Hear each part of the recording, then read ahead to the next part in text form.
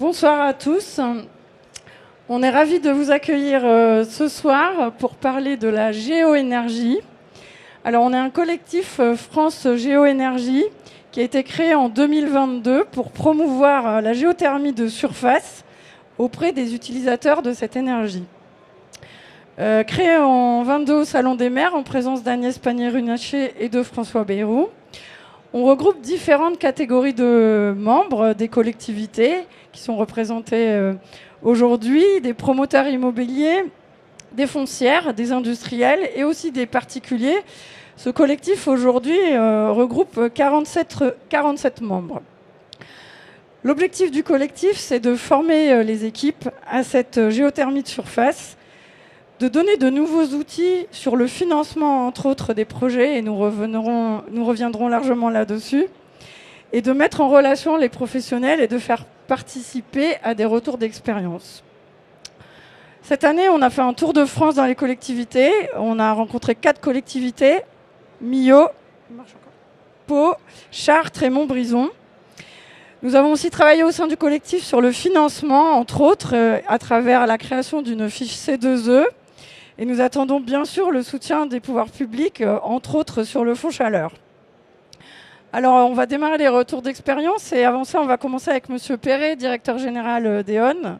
Est-ce que vous pouvez nous éclairer en quelques mots sur la géoénergie et ses atouts? Oui, alors bonjour à tous. Merci pour l'invitation. Très heureux d'être là pour participer à cet effort de pédagogie sur la géoénergie. La géoénergie, c'est ce qu'on appelle également la géothermie de surface. Et finalement, je vais faire très simple, d'ailleurs je ne suis pas ingénieur, donc je ne vais pas vous perdre. Désolé pour ça. Donc la géoénergie désigne les systèmes énergétiques qui valorisent la ressource géothermale et généralement des températures qui sont inférieures à 30 degrés et dans des profondeurs qui sont également jusqu'à 200 mètres. Voilà. Et donc c'est une énergie qui a des tas de vertus. Je peux en parler vraiment de façon libre, tout comme vous. Je travaille pour un énergéticien, un opérateur énergétique qui travaille sur des tas de combinaisons d'énergie, qu'il s'agisse de la biomasse, du solaire thermique, etc. La géoénergie, particulièrement en milieu urbain, parce qu'elle permet de générer de la chaleur et du froid simultanément si on le souhaite, elle n'a pas finalement d'équivalent.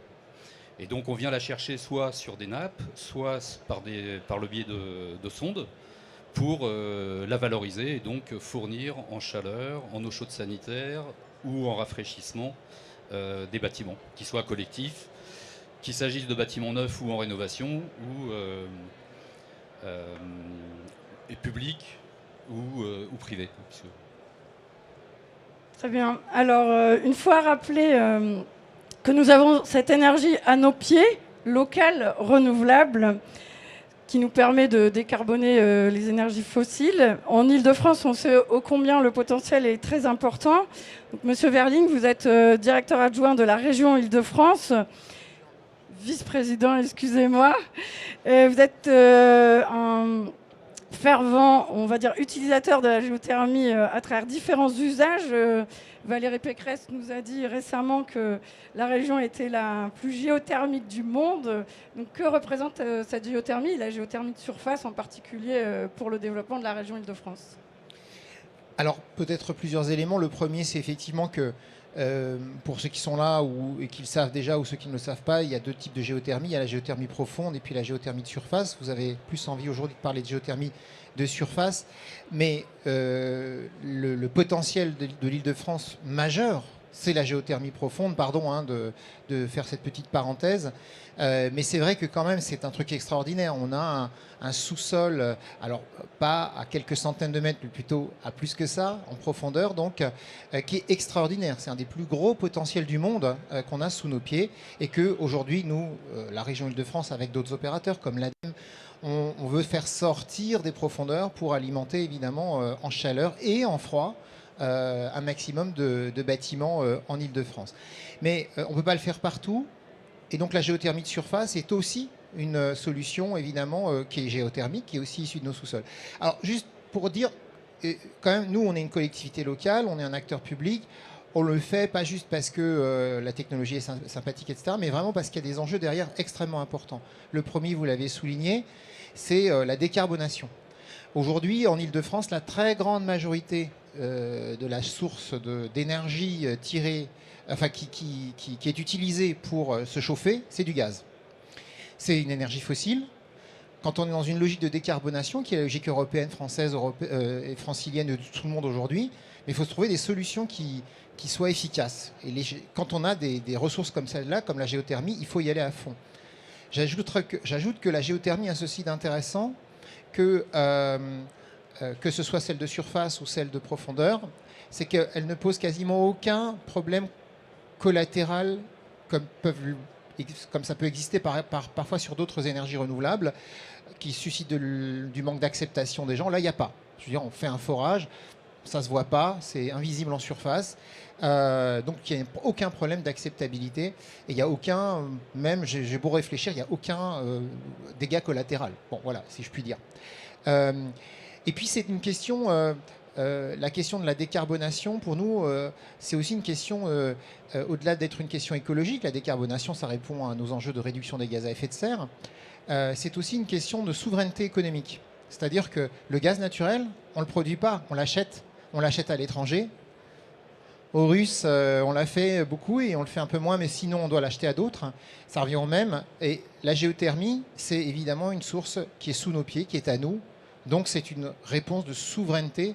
Et quand on sait que les chiffres fluctuent d'une année sur l'autre, mais la balance commerciale française, elle est aujourd'hui grévée par le fait que nous importons beaucoup trop d'énergie fossile. C'est 116 milliards l'année dernière, le poids de ces énergies fossiles dans notre balance commerciale. Donc voilà, à chaque fois que nous n'achetons pas d'énergie fossile, eh bien, c'est évidemment de l'argent qui reste sur notre territoire. Dans un contexte budgétaire que vous savez, c'est évidemment très important.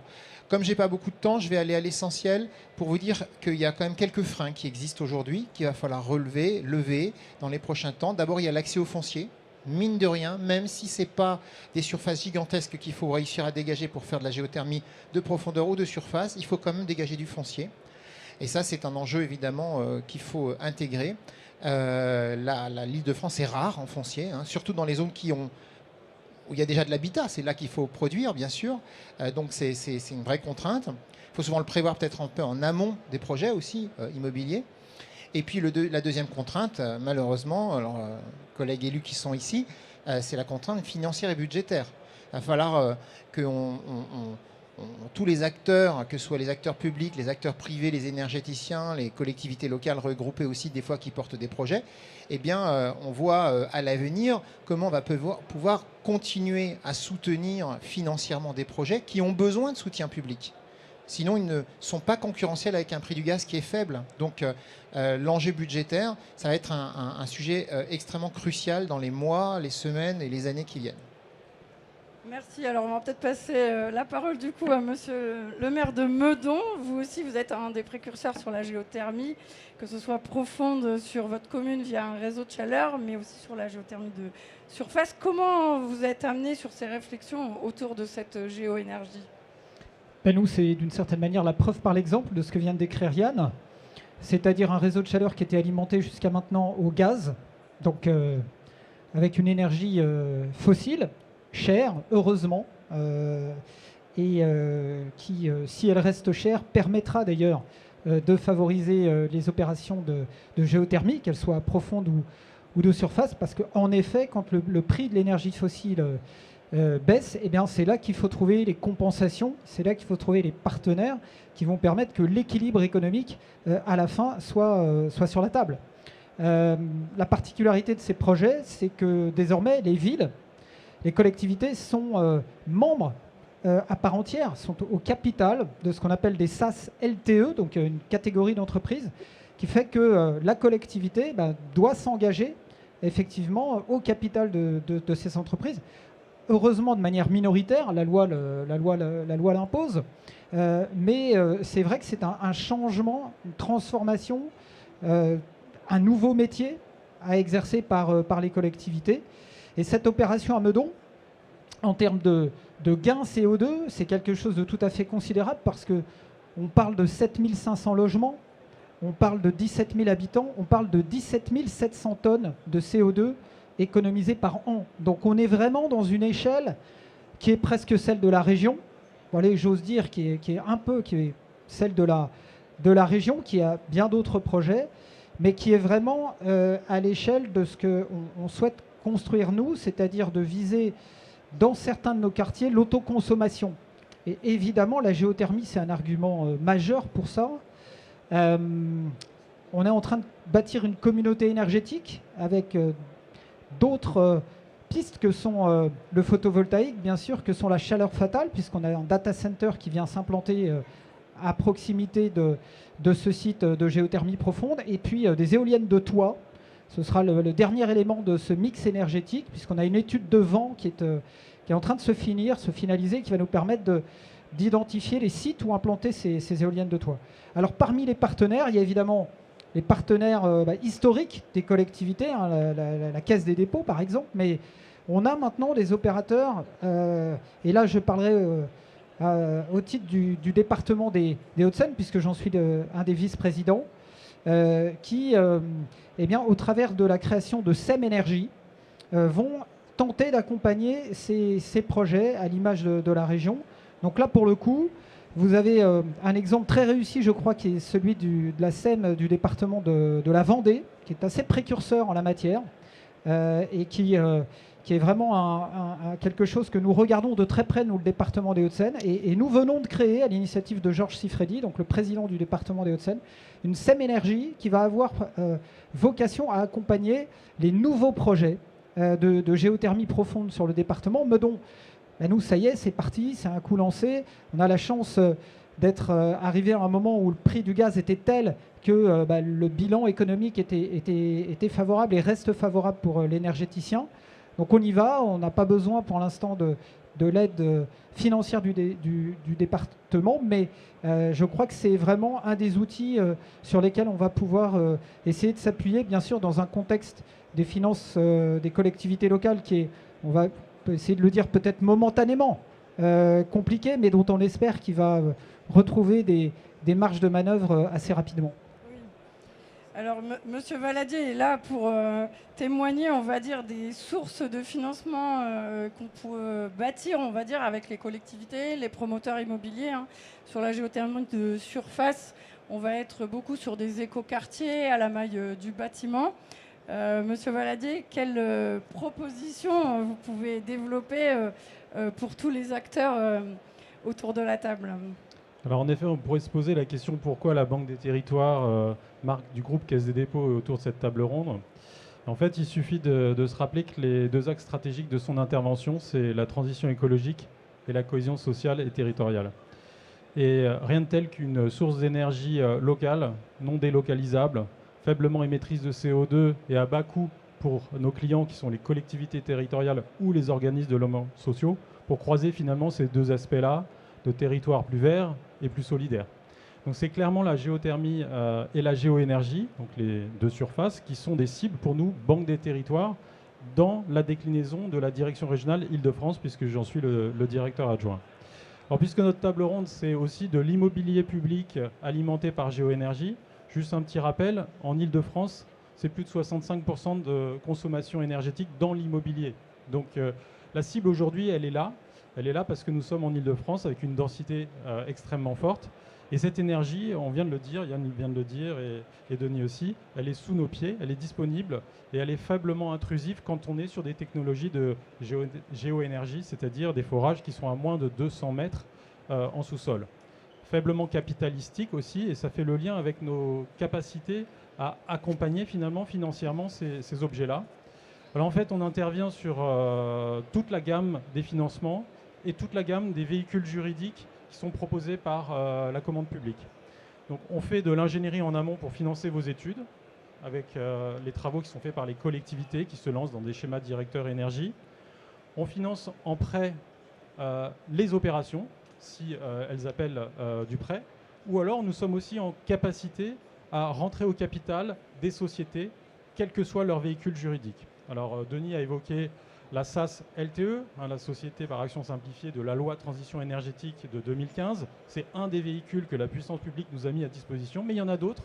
Il y a la Société d'économie mixte qui a été évoquée aussi du département 92 et du 91 aussi qui est en cours de création. Il y a aussi les CEMOP, les SEM à opération unique, qui sont dédiés souvent dans des délégations de services publics. Nous sommes en capacité à aller sur l'ensemble de ces véhicules, et y compris en direct avec les opérateurs type syndicats d'énergie ou sociétés publiques locales qui, là, viennent nous chercher plutôt en prêteurs. Alors ça, c'est beaucoup de chiffres, beaucoup de, je dirais, de données techniques. Sur 2024, nous avons, 2023, le bilan 2023 intégral 2023, sur une année complète, c'est 28 000 logements raccordés, toutes sources d'énergie géothermale confondues, donc les deux géothermies, et 55 millions d'euros injectés dans des projets, soit sous forme de prêts, soit sous forme d'investissement au capital, soit sous forme d'ingénierie. Et pour illustrer cette table ronde, très rapidement, 3 exemples, peut-être même 4, voire 5. Je pense qu'on va s'arrêter à 3, voilà. Malheureusement. Alors, je vais en faire que 2 plus 2, alors.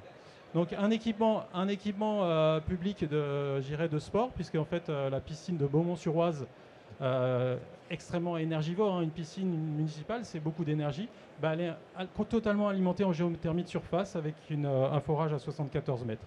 Et puis là, on vient de sortir un investissement immobilier sur l'hôtel des Riviers, donc ce sera un équipement touristique complètement développement durable. Il n'y a plus de climatisation, tout est alimenté par géoénergie.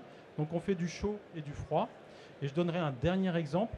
Donc nous n'avons pas opéré sur la source, mais en revanche, nous avons financé les bâtiments. Donc le village des athlètes, il faut le savoir, le village des athlètes a fait le démonstrateur d'été de la capacité de la géoénergie, donc de surface, à apporter la fraîcheur.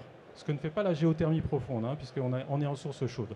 Donc on a fait le démonstrateur du village des athlètes, et sachez qu'il est alimenté en géoénergie. Tout à fait. Merci. Alors on va quitter un petit peu l'Île-de-France pour les collectivités et les élus qui sont présents pour partir dans la région de Bordeaux avec Monsieur Capberg du bureau d'études de CETAB. Alors vous travaillez par exemple avec Nexity sur des programmes immobiliers. Mais avant de rentrer dans le détail de ce projet, peut-être rappeler comment et quand la géothermie basse température est adaptée à ces futurs projets. Oui, moi je représente donc l'ingénierie, donc plutôt la mise en opérationnel de la géothermie. Donc en effet, c'est dans l'esprit, c'est quelque chose de formidable la géothermie parce qu'on décarbone l'énergie et on donne, comme vous l'avez dit tout à l'heure si bien, on donne la capacité à faire vivre le PIB français, puisque c'est de l'électricité française, c'est de la ressource locale.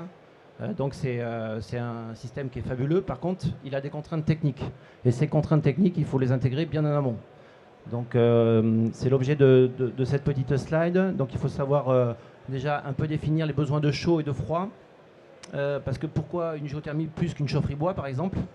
Donc on basculerait plutôt sur une géothermie si vous avez des besoins de chaud et de froid mutualisés. Exemple, par exemple, alors on a parlé d'une piscine. Une piscine, c'est un super exemple parce que vous avez de la déshumidification et des besoins de chaud à côté. Donc on peut faire basculer avec la géothermie et couvrir les deux besoins en même temps. Ça peut être aussi, comme on va voir l'exemple de tout à l'heure, un hôtel qui a des gros besoins de froid et de la production d'eau chaude sanitaire. Ça peut être aussi pour certaines collectivités du tertiaire, comme des mairies qui ont besoin de froid, et une école à côté avec des besoins de chaud sur des bâtiments. C'est la bonne échelle.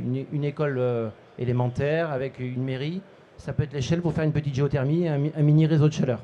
Donc voilà les questions qu'il faut se poser pour arriver à substituer dès le début assez rapidement l'énergie carbonée et passer sur ce type de solution. Donc les puissances, on arrive inférieur à 2 MW, on sait couvrir avec des géothermies de faible profondeur. Donc c'est pas le Dogger comme à Paris, mais c'est plutôt des géothermies qui vont de 0 à 100 mètres.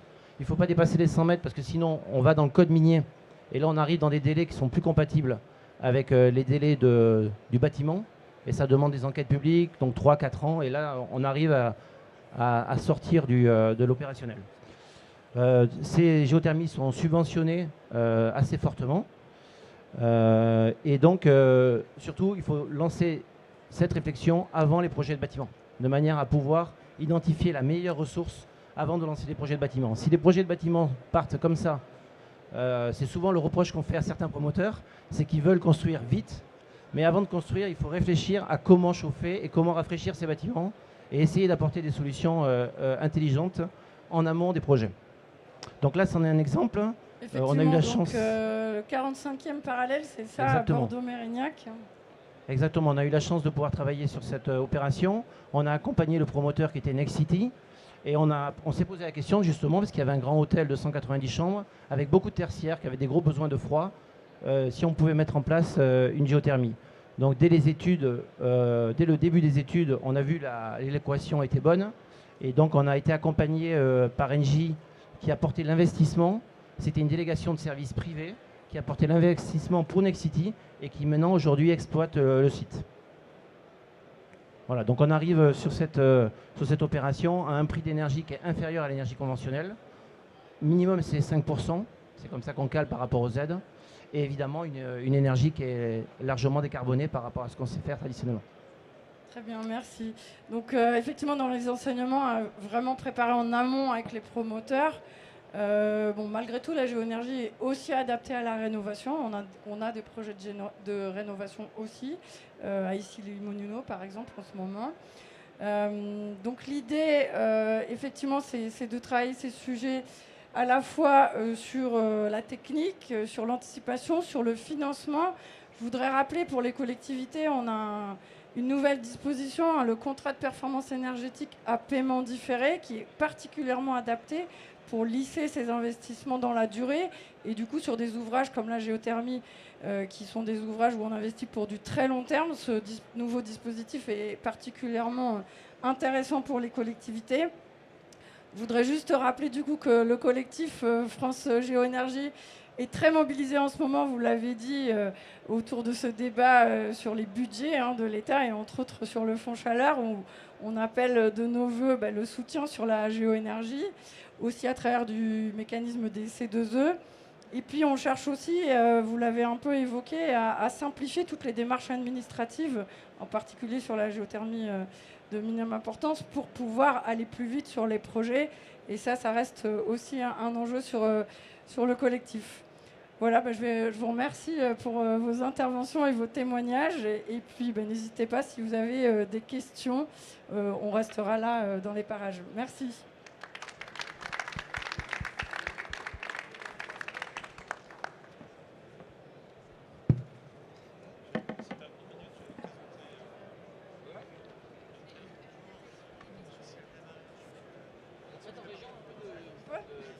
Est-ce qu'il y a des... On a quelques minutes apparemment pour les questions. On a 4 minutes pour les questions.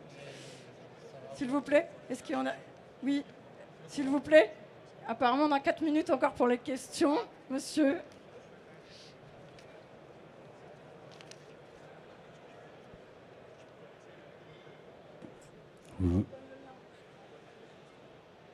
Merci beaucoup. Benoît Ricard, Imostim, merci pour cette intervention. J'avais une question à vous poser sur Mérignac.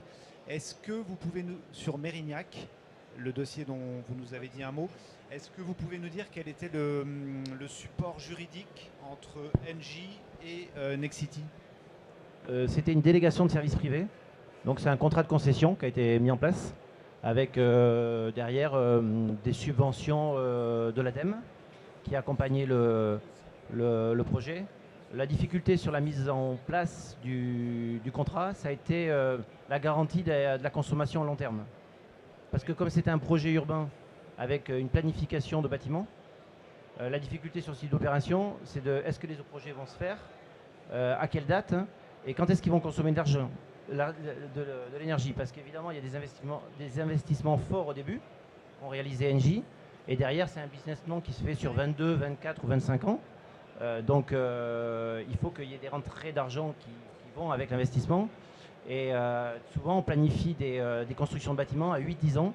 Et en fonction, on l'a vu en ce moment, on est en pleine crise du marché immobilier, il peut y avoir des opérations qui capotent. Et du coup, c'est là la difficulté juridique, elle est là. C'est de garantir en fait les consommations d'énergie à moyen et long terme. Et je ne sais pas si vous avez les éléments, mais vous l'avez contourné comment cette difficulté ? Alors là, c'est plutôt entre Nexity et Engie qui ont les services juridiques qui ont travaillé là-dessus. Il y a des gens d'Engie autour de la table, je ne sais pas s'ils veulent prendre la parole.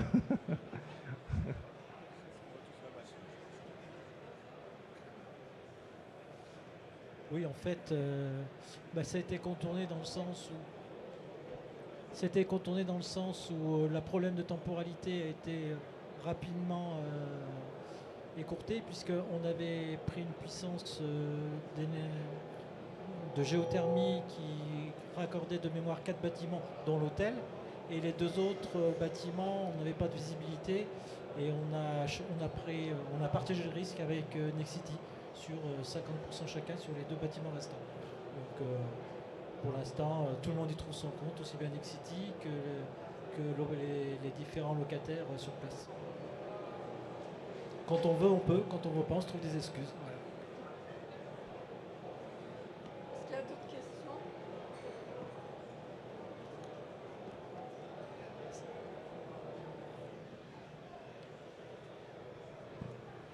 Pas d'autres questions? Bon, n'hésitez pas, on va rester quelques minutes à côté et je vous invite sinon à nous rejoindre sur le stand d'Engie pour ceux qui le souhaitent. Merci à tous.